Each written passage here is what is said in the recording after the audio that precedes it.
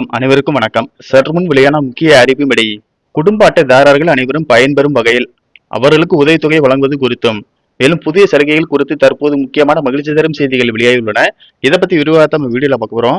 வீடியோவை கடைசி வரைக்கும் ஸ்கிப் பண்ணாம பாருங்க. வீடியோக்குள்ள போறதுக்கு முன்னாடி இந்த வீடியோ லைக் பட்டன் பிரஸ் பண்ணிக்கோங்க. இப்போ அந்த சேனலுக்கு மெமரி வரீங்கன்னா சப்ஸ்கிரைப் பட்டன் பிரஸ் பண்ணிக்கோங்க. அப்படியே பக்கத்தில் இருக்கக்கூடிய பெல் ஐகான் பட்டன் பிரஸ் பண்ணிக்கோங்க. வாங்க வீடியோக்குள்ள போகலாம். தமிழ்நாட்டில் பொது விநியோக திட்டத்தின் கீழ் குடும்ப அட்டைதாரர்களுக்கு ரேஷன் கடைகள் மூலமாக அரிசி இலவசமாகும். தூரம் பருப்பு, சீனி, கோதுமை, சமையல் எண்ணெய் உள்ளிட்ட அத்தியாவசிய பொருட்கள் மலிவு விலையில் வழங்கப்பட்டு வருகிறது. இதனால் ஏழை எளிய மற்றும் நடுத்தர மக்கள் மிகவும் பயன்பெற்று வருகின்றனர்.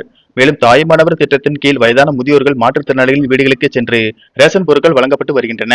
மேலும் ரேஷன் கார்டு அடிப்படையில் மகளிர் உரிமைத்தொகை திட்டத்தின் கீழ் தகுதியுள்ள குடும்ப தலைவரின் வங்கி கணக்கில் மாதம் ரூபாய் 1000 வர வைக்கப்பட்டு வருகிறது. மேலும் ரேஷன் கடைகளில் தீபாவளி மற்றும் பொங்கல் பண்டிகை முன்னிட்டு அனைத்து குடும்ப அட்டைதாரர்களுக்கும் பண்டிகைக்கு தேவையான அத்தியாவசிய பொருட்கள் மற்றும் ரொக்கப்பணம் வழங்கப்பட்டு வருகிறது.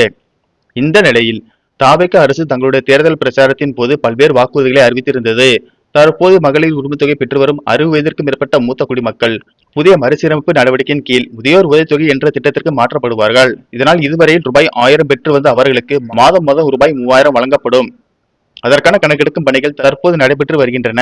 வருகிற தமிழக பட்ஜெட் கூட்டத்தொடரில் 21 வயது முதல் 60 வயதிற்குட்பட்ட பெண்களுக்கு 2500 ரூபாயும், 60 வயதிற்கு மேற்பட்ட பெண்களுக்கு 3000 ரூபாய் வழங்குவதற்கான அறிவிப்பு வெளியாகும் என்று கூறப்படுகிறது.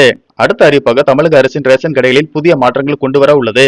அதன்படி சர்க்கரை, தூரம் பருப்பு மட்டுமின்றி ரேஷன் அரிசி உள்ளிட்ட அனைத்து பொருட்களையுமே பாதுகாப்பான முறையில் பாக்கெட்டுகளாக மாற்றி வழங்க அரசு முடிவு செய்துள்ளது. இதன் மூலம் தரம் குறைவு, எடை குறைப்பு உள்ளிட்ட பிரச்சனைகள் தீர்வு என அதிகாரிகள் தெரிவித்துள்ளனர். அடுத்த அறிவிப்பாக மத்திய அரசு ரேஷன் அட்டைதாரர்களுக்கான விதிகளில் புதிய மாற்றங்களை அறிவித்துள்ளது. புதிய திட்டத்தின்படி தகுதியான பயனாளிகளுக்கு ஒருவருக்கு 7 கிலோ வரை இலவச அரிசி வழங்கும் நடைமுறை குறித்து தகவல்கள் வெளியாகியுள்ளன.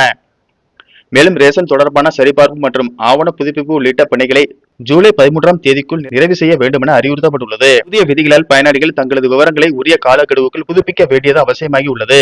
அடுத்த அறிவிப்பாக தமிழக அரசின் மகளிர் உரிமைத்தொகை திட்டத்தின் கீழ் ரேஷன் கார்டில் கணவனின் பெயர் குடும்பத் தலைவராக இருந்தாலும் தகுதியுள்ள பெண்களுக்கு உரிமைத்தொகை தங்கு தடையின்றி வழங்கப்படும் என்று அறிவிக்கப்பட்டுள்ளதால் பெண்கள் யாரும் கவலைப்பட தேவையில்லை.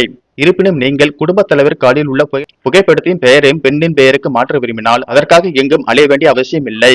தமிழ்நாடு பொது விநியோக திட்டத்தின் அதிகாரப்பூர்வ இணையதளமான www.tnpds.gov.in மூலம் ஆன்லைனிலேயே சில நிமிடங்களில் மிக எளிதாக விண்ணப்பித்து மாற்றிக்கொள்ள முடியும் என தமிழக அரசு தெரிவித்துள்ளது. நன்றி, வணக்கம்.